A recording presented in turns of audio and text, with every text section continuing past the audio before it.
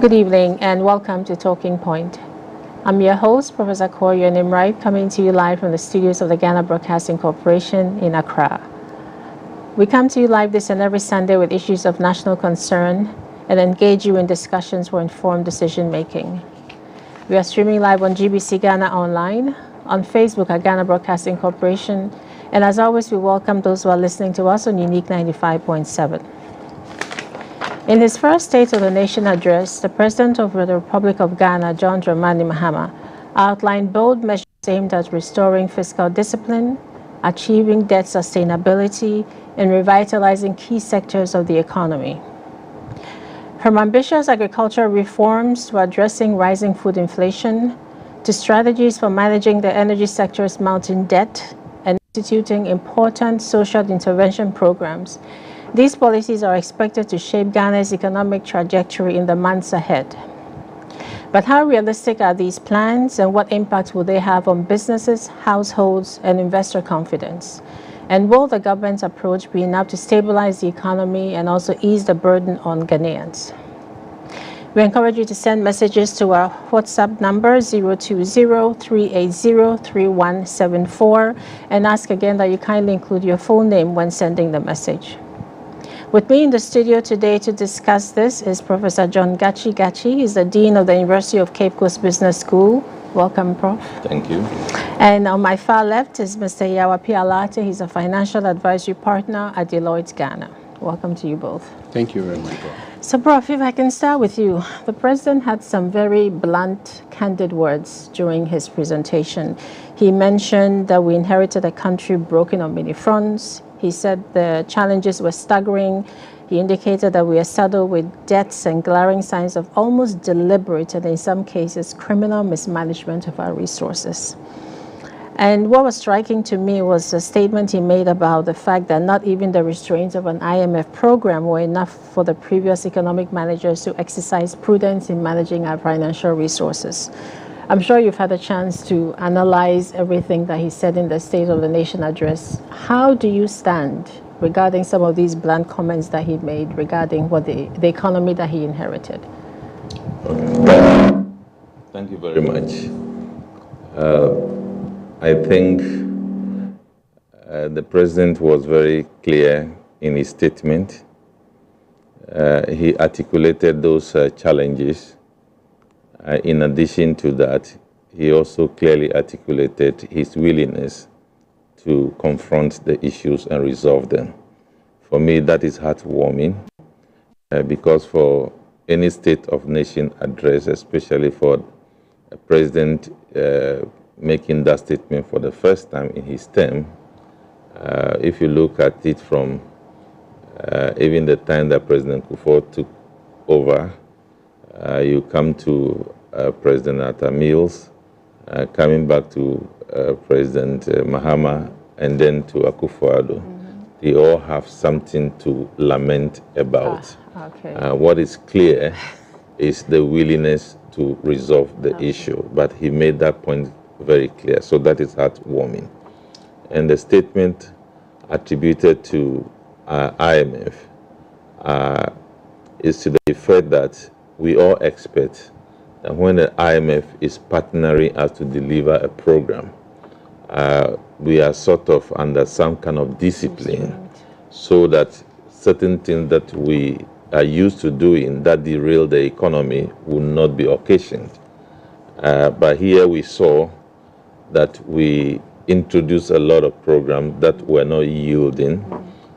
We introduced programs that the expenditure outlay could not be described as productive and efficient. And we have contracted debt in a manner that flout against debt management rules. We have debt management rules enshrined in our public financial management law. It seems those rules were not followed to the letter. So I believe those are the things that the President was talking about in relation to the IMF. Okay. All right. So, Mr. Lati, what about you? When you had a chance to analyze everything, what are your thoughts about some of these assessments? Of course, we've heard some of what the minority is saying right now, talking about the fact that it's not possible to have inherited an economy that's in ICU and come up with all these programs that he wants to do. What are your thoughts on this generally? Yeah, so thank you very much, and good evening to you, to your cherished viewers. I think what's important is that the state of the nation, as has been presented by President over the years, sets the agenda. And I think the first state of the nation address of any president is, like for us in the business community, an opening balance sheet. You are telling us where you are taking off from. So we can always refer to the state of the nation address throughout the term of the president. And what's important is that he set out what he's inheriting and what he plans to do about them. So for every problem that he highlighted, he also mentioned what his government intends to do about them. So it is instructive that some of the things that he mentioned aligns with what the party promised before they came to power. And I think in summary, he mentioned about restoring macroeconomic stability, which is in line with what he mentioned about the issue with the IMF. You're still under an IMF program, so restoring macroeconomic stability is very important. And if you read reports by international agencies like the Economic Intelligence Unit, one of the things that he mentioned that Ghana we should watch is to ensure that we are meeting the key benchmark under the IMF program. Because missing some of the targets under the IMF program could have pervasive impact on the economy. Because what it means is that we may not get some of the tranches of disbursement that we're expecting, and it will also kill or affect investor confidence in the economy. So restoring macroeconomic stability is important. Rationalizing taxes, which is something that was promised by the government, is also important, because in the business community, what our interaction with the business community is that they do not expect government to be introducing new taxes. We have too many tax handles, and we cannot add on. What we need to do is to enforce and ensure that taxpayers are complying with the existing tax handles. The other thing is also supporting infrastructure development, and what the party has also promised about the 24-hour economy, which certainly they have plans to operationalize them. We have to see them implemented, because it's one thing putting up a slogan, and it's another thing operationalizing them and making sure people feel the benefits. And that's something we should. So, Prof, let me start with the macro that Mr. Lati mentioned. The energy sector debt is one that is quite troubling. When he talked about 75 billion in energy sector debt, despite the fact that ESLA had been able to collect about 40 billion or something like that. What are the long-term implications on macroeconomic stability and the economic health of the country? Well, when he talked about macroeconomic stability, he meant a lot of things. We're talking about inflation, very high inflation level. Our target band for inflation is always 6% lower or 10% higher. That is to say 8% plus or minus 2. We have not met that target for a very long time. Even when we reduced inflation from 54%, we are now at 23.8%, far away from about 13 percentage points from the higher bound of that target. So it's a worry, and that must be corrected to drive down inflation. Then again, the exchange rate environment is not the best. We need to moderate it further to bring about certainty in the environment for businesses, and then its fueling effect on inflation. That I'm talking about, the exchange rate fuel inflation, that will also be moderated. Then that can also drive down the cost of borrowing in the country. Then we also ought to look at the fiscal deficit and the way we manage debt. So these are all the things he put under macroeconomic stability. So you need to stabilize how you manage your debt. There are fine approaches to managing public debt, Some of them are enshrined in our Public Financial Management Act. Some of them are international standards that we can follow. If you recall, the NDC has maintained that we need to strengthen the debt management office.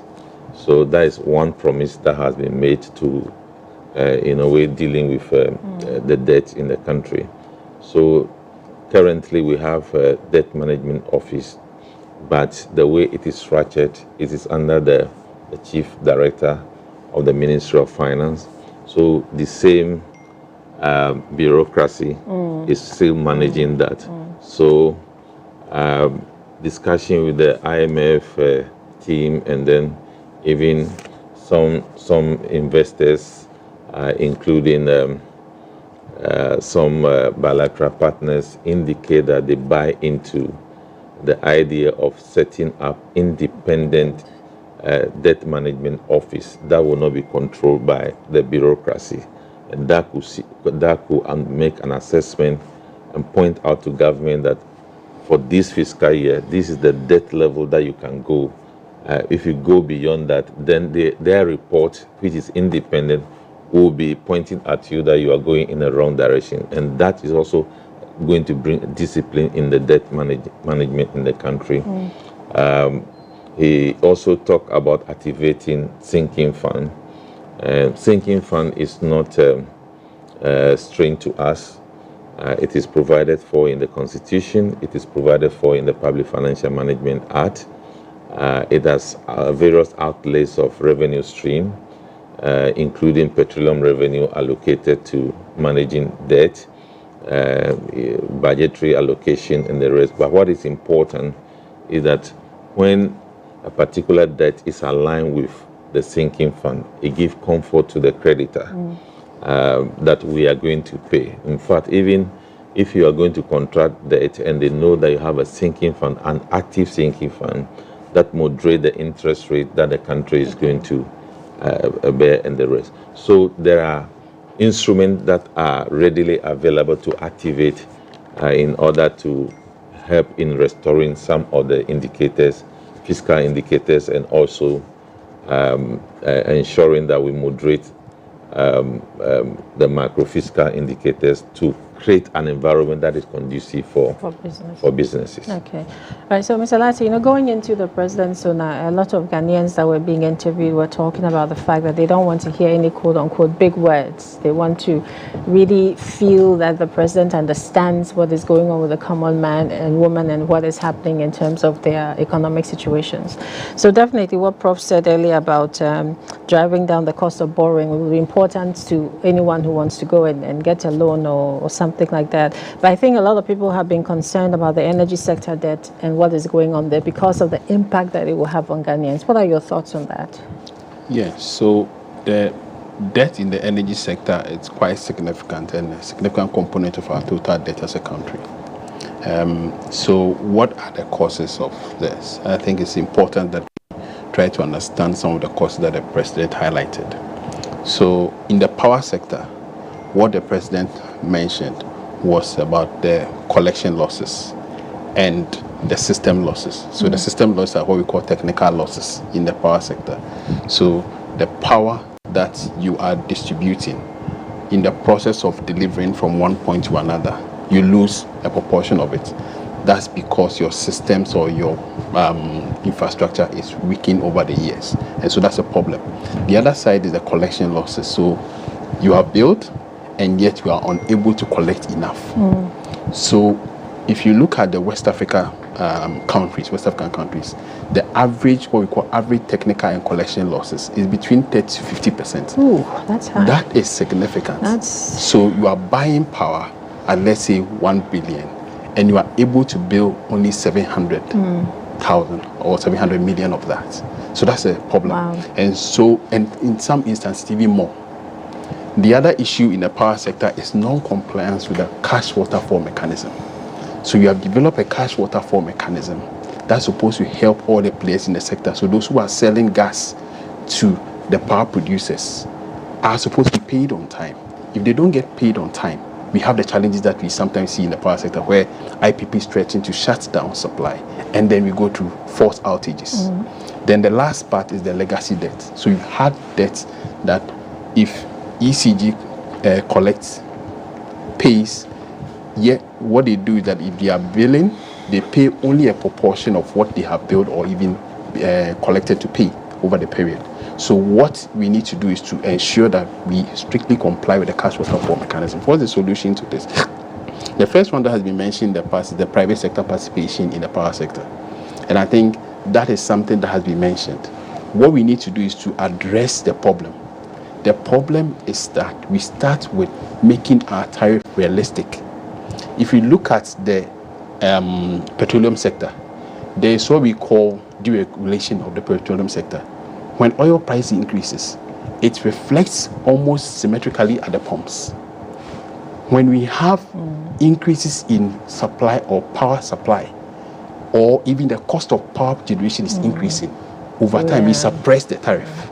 So when we are not paying realistic tariff, it affects, and that builds the debt in the sector. The other issue is also with the not creating a single revenue collection account. Recently, you may have heard ECG has a number of accounts. A lot of accounts. A lot. Yeah. Elsewhere in West Africa, what they have forced the utilities companies to do is to operate with a single collection account that can be monitored by an independent agent. So we should also move, and I think the president mentioned it in the State of the Nation address, that they should also be working towards, or they'll be working towards a single collection account. That helps because you avoid a situation where cash is collected, it's not properly accounted for, or the parties that are supposed to be paid are not paid on time. And when they are not paid on time, it creates the problem in the sector. So that's all part of the problem. If you're not paying realistic tariff, if you are not complying with the cash waterfall mechanism, and we are generating losses in the sector. The other side is when you move away from the power sector, you go to the petroleum sector. Over the years, you see from 2018, we've had little activity in our exploration in the oil fields. Why? Because of challenges such as political interference. We've had an instance where issues have gone for arbitration with some of our Jubilee partners. Those things create problems and actually kills investor confidence. What we need to do is we should avoid instances where we are interfering with the players in the Jubilee field. We should create the enabling environment for investors in the oil field to come and do exploration. In mining and oil and gas sector, if you are not doing exploration, what it means is that you are killing the business. Exploration is the life of the mine. So if you are not exploring, what it means is that your production today, when it depletes, there will be none to replace. So if exploration activity is not active or is not increasing over the years, then what we need is that we are killing our petroleum sector. And so we should create the right environment. What is, you see some of the petroleum operators have relocated, some even to Ivory Coast, because of the difficult business environment that we found ourselves in. And so we should also create the right business environment so that some of these investors will settle here rather than going to the other markets. Because you are moving to an era where Donald Trump is saying all the oil companies should go back and drill. So he's moving away from the green transition. So drilling will start. But if you don't create the right environment, some of these operators will not come to Ghana, they will go to other countries. Okay, so Prof, I wanted to move to the cocoa, unless you wanted to add something to... Well, I think the problem of the energy sector is not only limited to that sector. So, for example, if you are not able to pay the IPPs, for example, and they collect money from the banks, what it means is that they are not able to pay the banks. The bank will be generating non-performing loans, and that will be having... a ripple effect. So it has a ripple effect. So the energy sector is so much connected to the economies, so that when we are having problem there, it has a reflection in other sectors of the economy. And that is why we have articulated the problem. We will now go beyond the articulation to implement,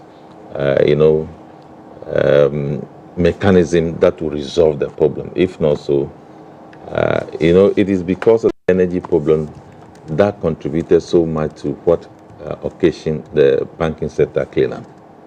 So if we are not careful, the same thing may happen again. So he has mentioned almost all the points already. So I just want to indicate that the energy sector problem is the problem of the economy in general. So when we say that, the government will be having an economic forum tomorrow to discuss some of these things, what are some of the things you anticipate that will come out of that forum that would directly impact some of the things that the president mentioned in his SONA? Well, I am aware that energy is an important area that will feature prominently and will be discussed with cross idea from people so that we'll have a hold on how to deal with the energy sector. But we are going to look at 6 thematic areas: restoring macroeconomic stability, growth with depth, that is talking about growth, inclusive growth, and the sustainability issue, diversification, the use of technology in production processes, and then how to increase productivity across board in the country, and how to take care of human capital development. Then we go to private sector-led growth, where the private sector will actually participate truly in the economy of Ghana, in providing PPP, in providing infrastructure, developing businesses, etc. We will also look at structural reforms and policy reform that may also include regulatory reforms to make the business environment competitive and make the private sector deliver efficiently to help all of us. Then we will end it up by looking at restoring good governance, eliminating corruption. That's a tough That's a tough one. So at least we all know that eliminating corruption is a long term.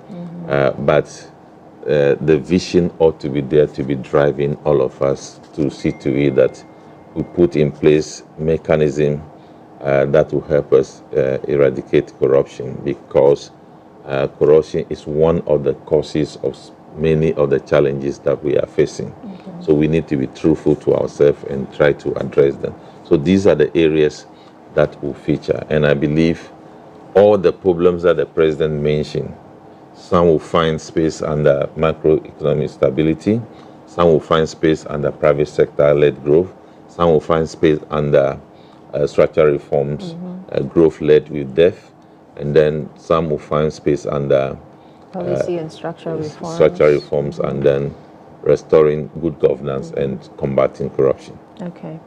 So, Mr. Lartey, Prof mentioned increase of productivity, and I was going to talk about cocoa, but I wanted to just move to agric for a second, because I expected to hear more about mechanization in the agric sector in the president's SONA than I did. I don't know what you thought, or what are your thoughts on especially that, because I think that's a key area that has been identified over the years in terms of making the farmers more efficient in the work that they do.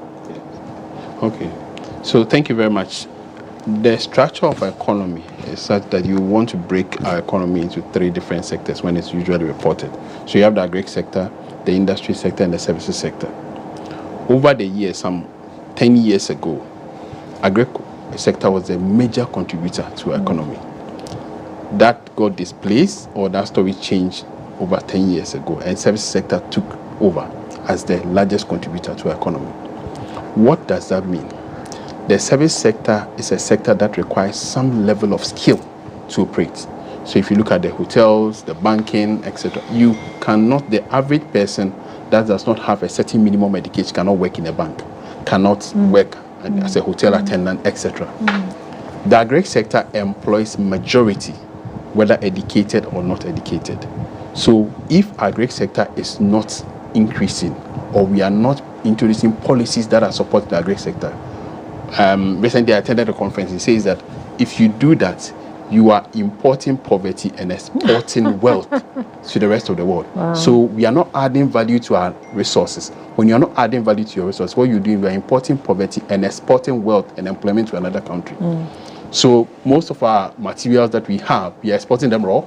And what it means that if someone is processing, that person is generating job, and you are creating wealth for that person. So that's what we've done to the agric sector. Some of the policies we've seen in the past, excellent. So planting for food and jobs, etc. What these policies did was to increase production. So we are giving fertilizers to farmers. But the missing middle was the value chain. Were we supporting aggregators? Were we supporting transporters? Were we supporting the entire logistics that would take us all the way to the market? So yes, we produce more, but a lot of them got rotten. So if we are not introducing a policy that is all-encompassing and linked as a system, then what we do is we solve one side of the problem, we create another problem. So production has increased, but we are not creating storage facilities, we are not supporting aggregators, we are not supporting transporters to bring the goods to market and even export to other countries. So that's the first thing, that we should have an agric policy that is all-encompassing, addressing all aspects of the value chain. The other thing is also look at mechanizing agriculture. So agriculture has focused on subsistence, where a few group of people just farm and then we support them with. We should be looking at ways of mechanizing agriculture.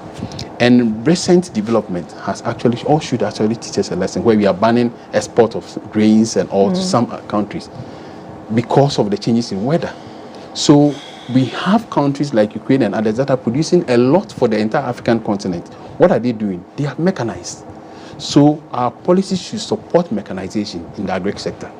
And then maybe lastly is for us to also look at ways of providing incentives for our farmers.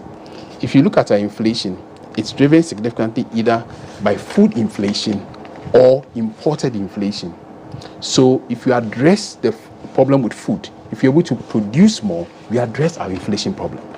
If you address the exchange rate issue, you address your inflation problem. So agri sector is not just creating employment for people, but it's actually a significant driver of economic growth and a significant driver of one of our economic indicators, which is inflation.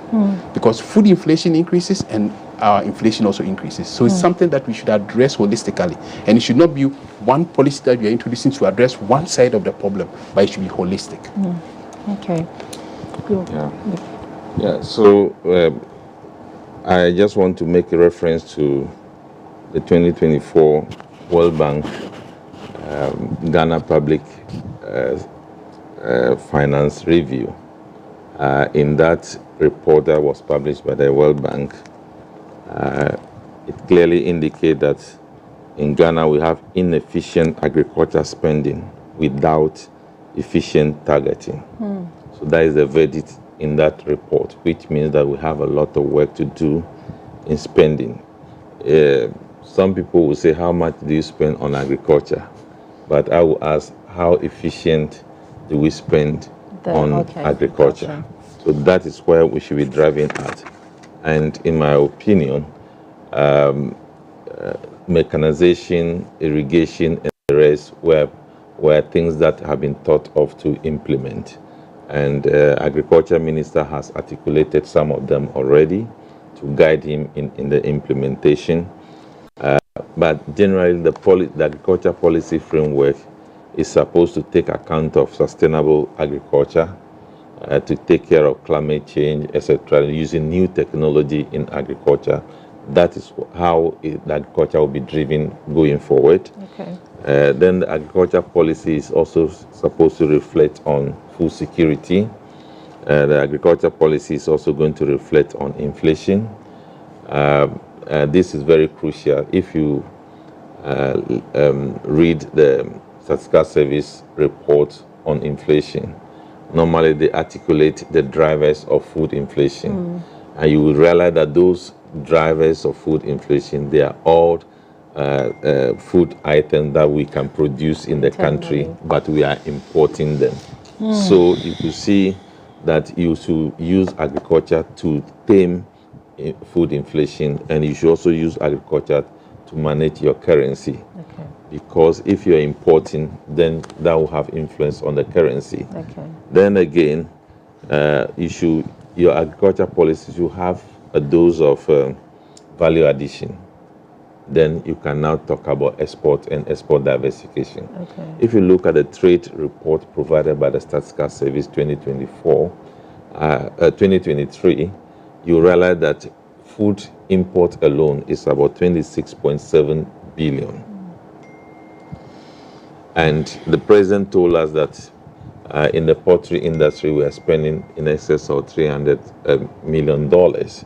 And then 95% of poultry products are imported into the country. So our agriculture has turned from domestic production and consumption to importation. So those are the things that we need to correct. I also need to add that I am aware of some low-hanging policy that will be implemented to governance agriculture. For example, we have what they are calling community gardening, urban farming, and the rest. These are low-hanging areas with policy direction and incentives. You will see that even in the urban area, we will have agriculture activities going on. So these are the package of policy intention that I am aware of to drive agriculture in the country. Okay. So, I mean, I like what you said, Mr. Lati, importing poverty and exporting wealth. And, you know, Prof also talked about, so everything is really interconnected here, you know, from the, so how will this importing or reducing our imports and then increasing local production, what impact would it have on our trade balance and foreign exchange reserves, if any? Okay, well, like I wanted to add. Okay, go ahead. I think we will be seeing very soon some additional innovation in agriculture produce. Okay. For example, we have realized that the Ukraine-Russia war effect that have been talked about overly indicated that we import a lot of flour from that. There are frantic efforts going on to ensure that we get flour from other derivative products like potato. So we want to, there are people talking about using potato as a game changer in terms of producing flour to limit flour importation into the country. There are so many derivative products in potato and other produce. So the agriculture policy is also intentioned to promote those short gestation, crops that will have more quick impact on food production, quick impact on creating derivative product, and quick impact in terms of the 24-hour economy, and quick impact in terms of job creation. Okay. Yes.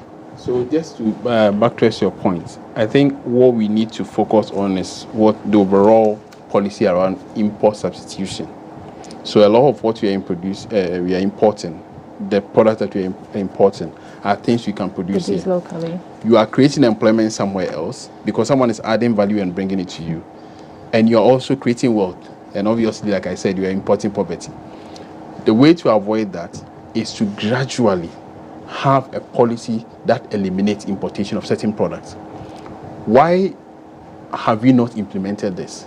We go too drastic, in my view. So some years ago, the previous government or some governments attempted to ban importation of poultry products. In my view, it was drastic. What you should have done is, or what we could have done was, in the next 2 years, there will be no importation of poultry products.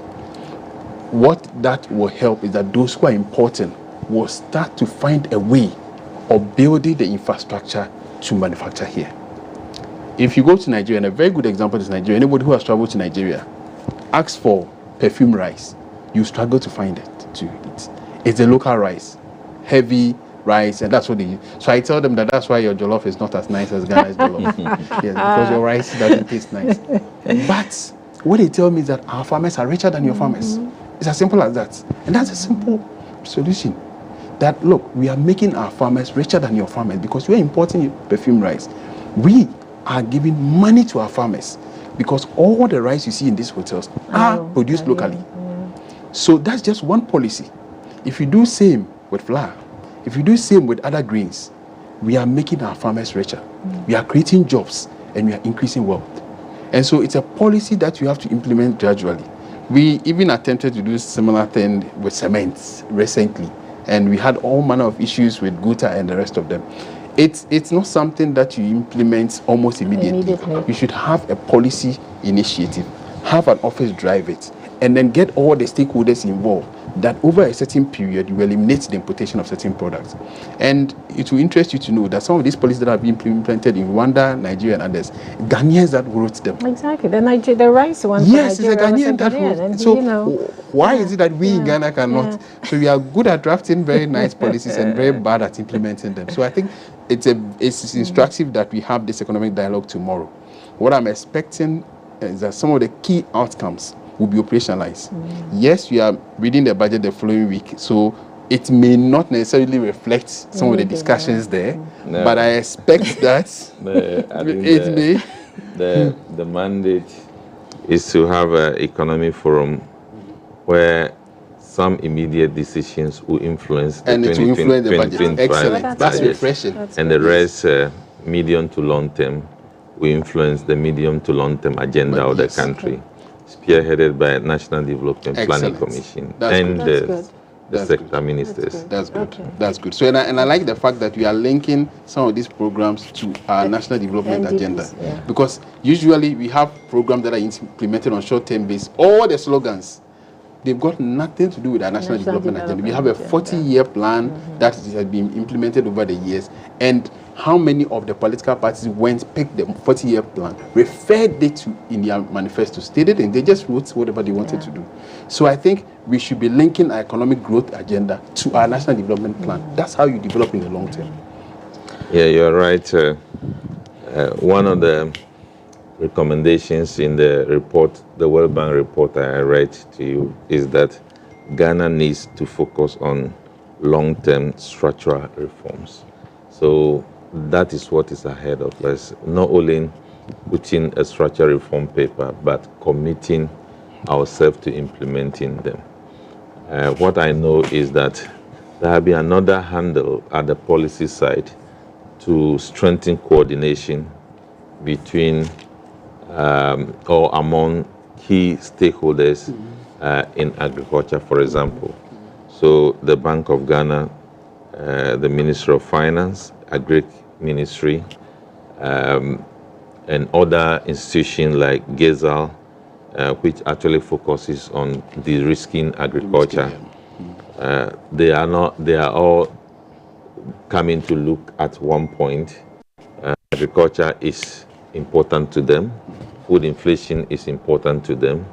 Diversification is important to them. So that we shouldn't see agriculture as something that belongs to the boundary of Agric Ministry, and we leave it like that. So we want to see coordination now. And I'm happy because when the governor of the Bank of Ghana was being inaugurated, he talked about this coordination. And I believe we can continue to remind those key institutions to effect the intention of the coordination, because that is one of the areas that has shown some lack and then disrupt the benefit that we should get from a concerted effort at addressing issues regarding agriculture. Yeah, and that's why, as we talk about the interconnectedness between all these different areas, that's probably why the interconnectedness between the political parties are also important. Because as we talk about all these things, it's not just for the NDC, it's for all of us. So hopefully the minority will be represented at the Economic Forum. Oh, yes. The minority is invited. Okay. The party is invited, and the parliamentarians are invited. So that is very clearly indicated. And I always say that even though we have different ideology as to how we want to manage the economy, but if you read Article 6 of our Constitution, Directive Principle of State Policy, it's a document that accommodates all shades of political ideologies to govern the country. So it should not be difficult for us to congregate to dialogue about the economy. Yes. Because that will also ensure the continuity that is needed, because it can't just be something like the National Development Planning, you can't just start something there and then drop it again. So if we all believe or embrace that continuity, that it's there, then we'll all hopefully pick it up no matter who is in charge. So let's talk about the Nkoko Kinkiting project. I don't know if I'm pronouncing it properly, because I wanted to find out what your thoughts are in terms of the impact on household incomes, rural employment, and probably in the formal economy. Yeah. So maybe I'll comment on that, and I'll comment on that broadly, what we call the social support services or social support programs. So historically, we've had programs, social support programs that have been implemented from PNDC, NDC, MPP. What have been the challenges with these social support programs? They have created avenues for people to mismanage or inefficiently apply resources. So yes, in Nkoko Kinkiting starts with the presidency, it will cover about 55,000 households producing eggs. And that's a way to start. We just had a conversation about import substitution. So over time, this Nkoko Kinkiting will become Nkoko Kesiye. Yes. They will grow to become the industries that will replace the importation of poultry products. Okay. And so, but we should not use these mediums as a medium to support party functionaries. That's a risk, and we should avoid that. We should empower people who are already in the business to support and train people who would like to enter the business. I think that's how we should look at it.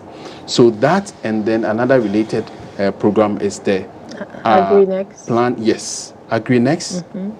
President also mentioned plan to regularize things like Okada and the women's banking. Yeah. These are social support programs or projects that I expect them to implement well with the right structures and efficiently. We've seen what happened with Maslock. I don't want to hear similar thing, or we don't want to hear similar thing with the women's banking thing. We want them to operate independently and recruit the right professionals, not people who already have supported a party. No, we have to get the right professionals to run these social programs, because some of these programs or social programs end up being recurrent expenditure.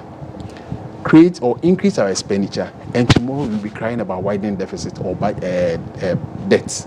So our social programs should be productive. These Nkoko Kinkiting programs should be create a situation where people we are giving money to are accounting for the money. We should not give the money to them and have a mindset that it's a grant. Right. It's free money from the party. Right. It's free money for no. We should create a situation where, so we've worked on similar programs in Liberia where we supported smallholder farmers. The donor community said, do not give it to them and tell them it's a grant. Tell them that it's a loan. And if they don't pay, their assets will be taken over. And the thing is a value chain, right? Because the money is supposed to produce a certain effect. Yes. So the monitoring should really also be on what exactly is coming out of it. That's a part of assessment, yeah. Excellent. Yeah. So you don't qualify until you have passed a certain minimum assessment. So the money is not given to you until you have demonstrated that you have the facility, you have the resources, you have the land. Because in times past, we have given money to people who do not even have the resources. They don't even have the land to start whatever they are claiming to have. So I think we should have a process or a structure in place where we are supporting these companies to do the right thing. And also people are accounting for the money that we are giving to them. Otherwise, a lot of the social, Mahama Cares is one of them. We have the women's banking. We have Nkoko Kinkiting. All these social support services or programs should be implemented with some level of efficiency and some level of accountability. And we should have the right people, the right skill, people with the right experience implementing some of these programs. The challenge we've had is that some of these programs are not properly coordinated. So there are instances where we create special offices for them. If you pick something like the women's banking can operate with support from the Development Bank of Ghana. Mahama Cares can also operate with support for the National Health Insurance Scheme because they have the skill and the men to do it. Nkoko Kinkiting can be supported with Ministry of Trade, Agribusiness, and the rest. So we have people we have already trained to implement these programs who are sitting in various ministry, department, and agencies. So we don't have to reinvent the wheel. we have to use the resources that we have to implement these programs efficiently. Okay. So I think that's something that I want to comment on. So, Prof, you and I are in universities. You know, I was at UPSA, you're at UCC. So the youth are very important. Our graduates are very important. So the AgriNext program, where the president talked about connecting graduates with opportunities in agriculture, development, value chain, and promoting greenhouse agriculture among the youth. And he talked about targeting 30,000 young people through access to land banks and value chain opportunities. We know our young graduates. What kind of economic incentives do you think is needed to make agriculture viable and attractive to some of our young graduates who are expecting to be in a coat and tie or a suit to work rather than a farm? Though, I mean, I have to say there are lots of young people who are into farming these days. Yes, there are. Yeah. But a majority of people are expecting to graduate and go into an office setting, you know. Well, I think generally we want to see social programs creating inclusive engagement in the economy. So you cannot run an economy where the rural economy is not engaged. You cannot run an economy where the youth are not engaged. In the past, we say that the youth are running away from agriculture because they don't know the value. But I can tell you now that that is changing, and we need to encourage that. The youth are developing technology to be used in agriculture. The youth are now having plans, ideas into agriculture. Women are having ideas into agriculture. So I see the terrain is changing. Okay, maybe perhaps because the effort made by the universities to ensure that by the time you complete the university, you would have taken some entrepreneurship course. So perhaps that has encouraged a lot of people.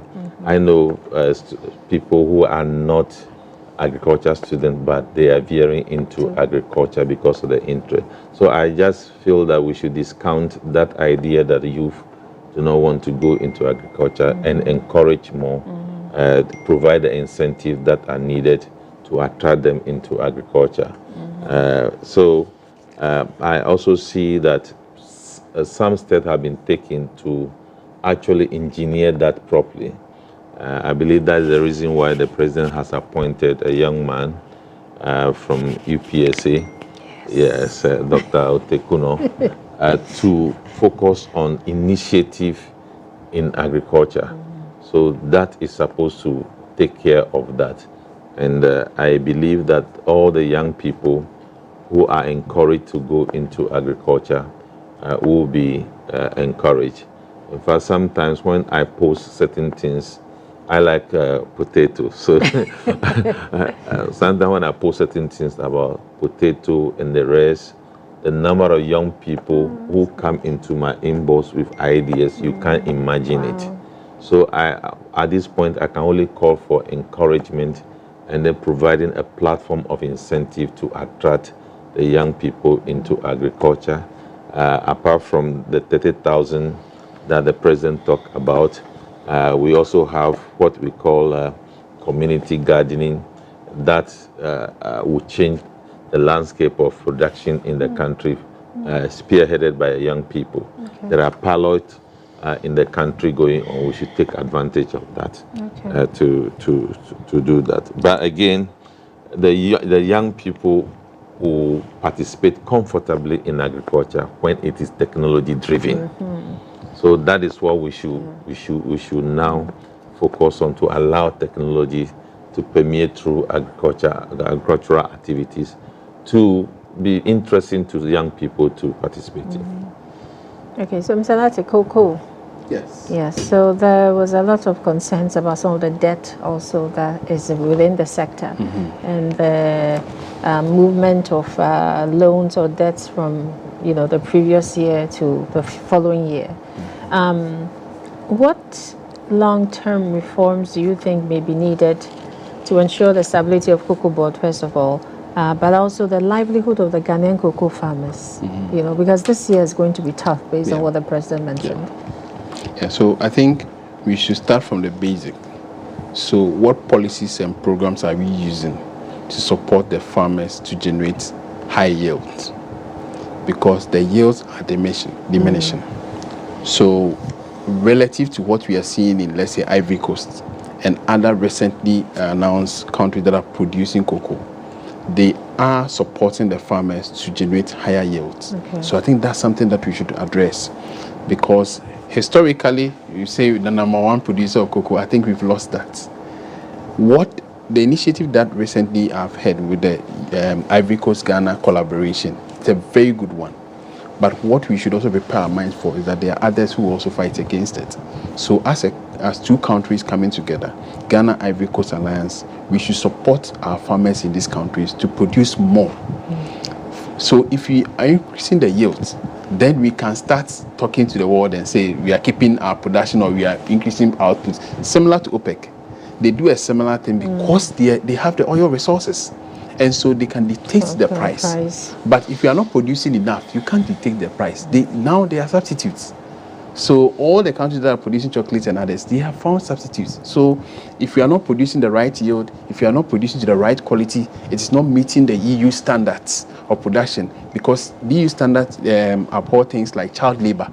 If they come to Ghanaian farmers and they see child labor, I think they will ban Ghanaian cocoa. So I think that's something that we should address.